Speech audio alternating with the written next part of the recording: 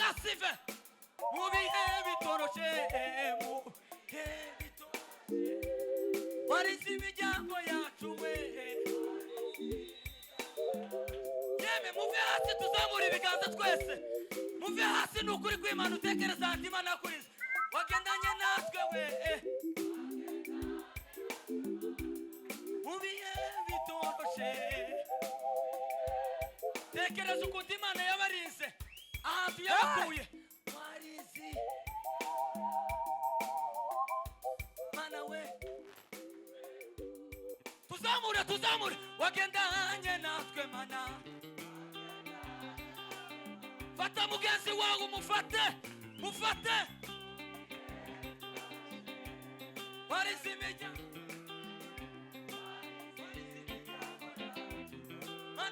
Mana we wagendanye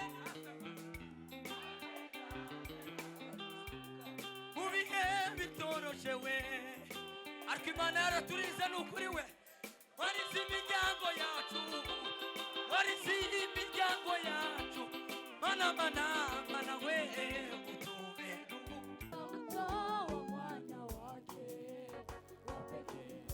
Yesu akashuka kacha heshima ili tupewe uzima wa milele.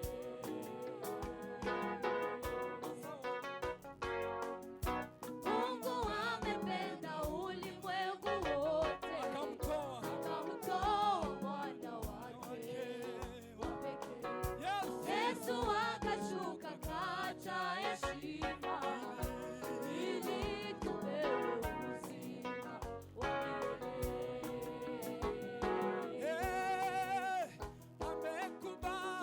amekubali kuacha yote ili sisi tusamehewe. Amekubali kuacha yote ili sisi tusamehewe. Amekubali kuacha yote ili sisi tusamehewe.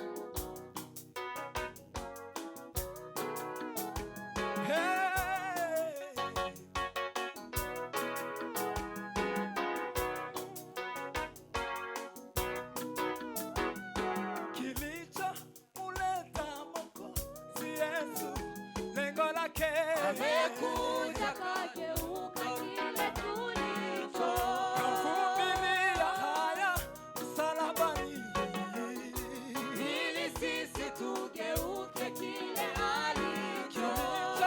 Kuleta Mwokozi Yesu lengo lake. Amekuja kageuka kile tulicho kavumilia haya msalabani ili sisi tugeuke kile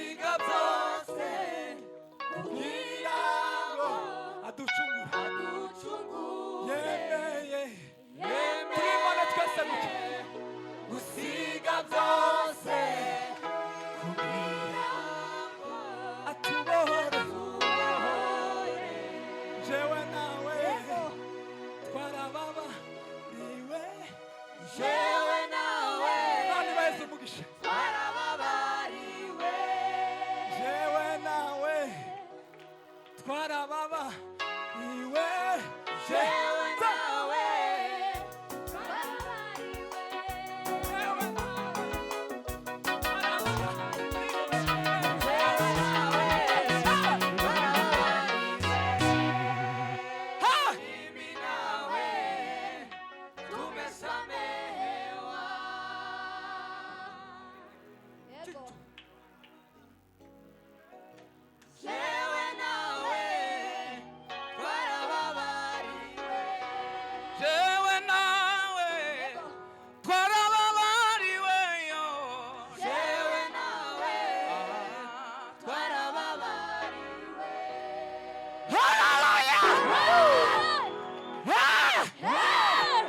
tuzamura ibiganza mpera. Haleluya.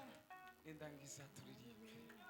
Tuzamura ibiganza mwebwe mwenyine tutugoraba. Tuzamura. Haleluya. Nyikiriza neza papa. Tuzamura ibiganza ga namwe. Dozi Imana yacu cyubahiro ntacyo bitwaye. Tuzamura ibiganza.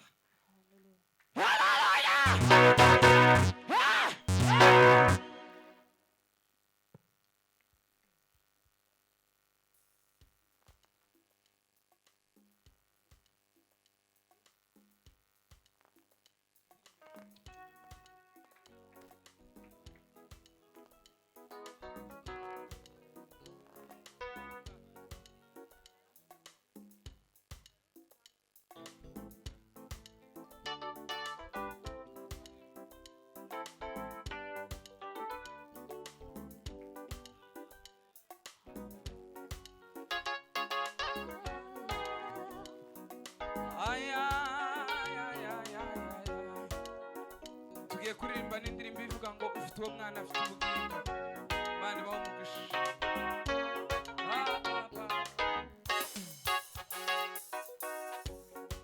Umwana w'Imana yaje mu isi, yaje kudupfira twebwe abanyabyaha. Umwana w'Imana yaje mu isi, yaje kudupfira twebwe abanyabyaha. Yaje mube abe nibamwemera bamwica urupfu ruteye isoni. Yaje mube abe nibamwemera bamwica urupfu ruteye isoni. Umwana w'Imana yaje mu isi, yaje kudupfira twebwe abanyabyaha. Umwana w'Imana yaje mu isi, yaje kudupfira twebwe abanyabyaha. Yaje mube abe nibamwemera bamwica urupfu ruteye isoni. Yaje mube abe nibamwemera bamwica urupfu ruteye isoni. Umwana Baba, Baba, umwana w'Imana yaje himo bebe.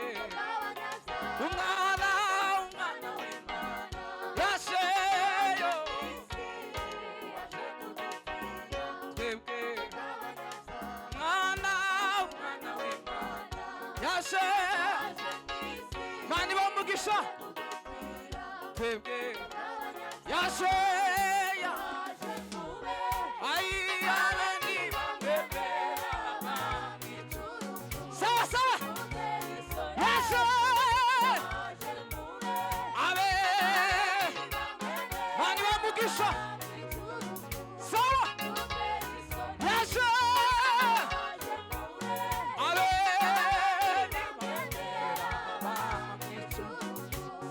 Inyuma yaje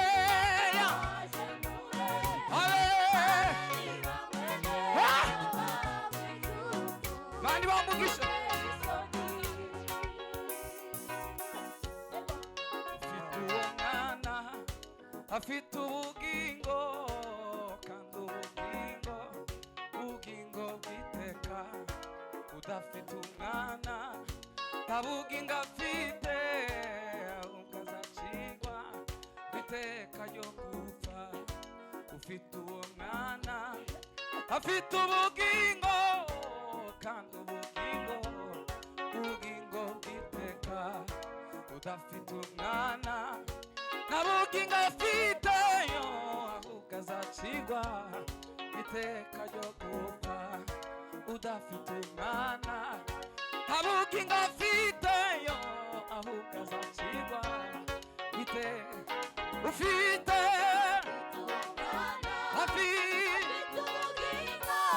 Prima Twagiye udafite Musa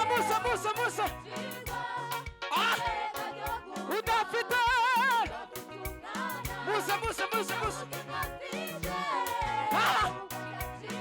azaci. Ufite uwo mwana zamuka papa udafite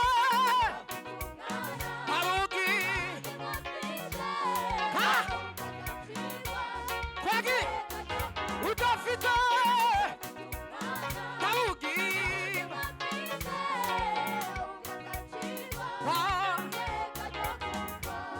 niwe nzira y'ukuri. Nuko niwe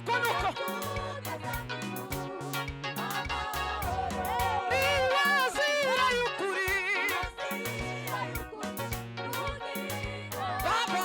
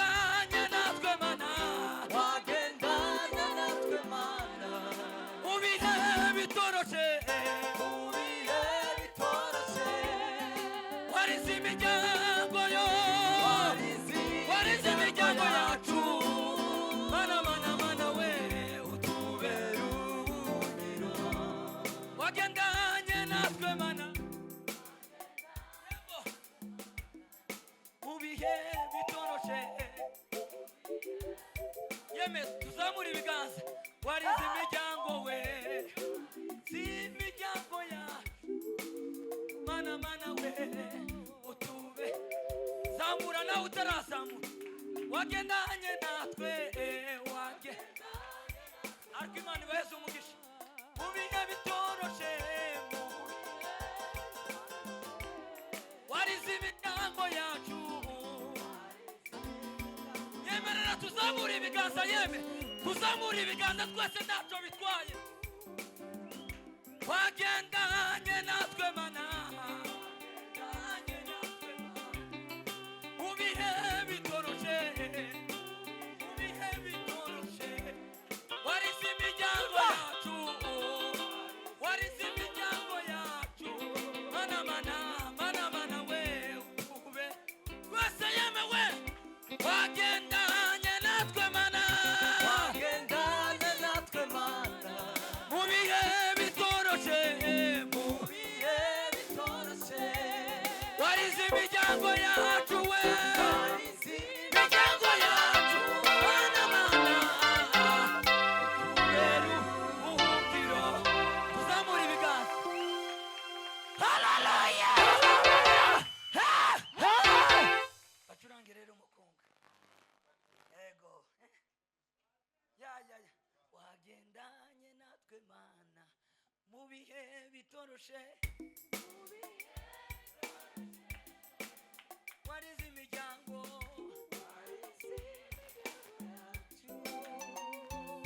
tuzamure amaboko yeme tuzamure twese wagendanye natwe mana mu bihe bitoroshe warize imiryango yacu warize imiryango yacu mana mana mana we utube zamura ijwi ryawe wagendanye natwe mana kikasive mu bihe bitoroshe warize imiryango yacu we yeme muve hasi tuzamura ibiganza twese muve hasi n'ukuri kw'Imana utekereza andi Imana yakurize wagendanye natwe we mu bihe bitoroshe tekereza ukuntu Imana yabarinze ahantu yabakuye warizi mana we tuzamure wagendanye natwe mana fata mugenzi wawe umufate warize imiryango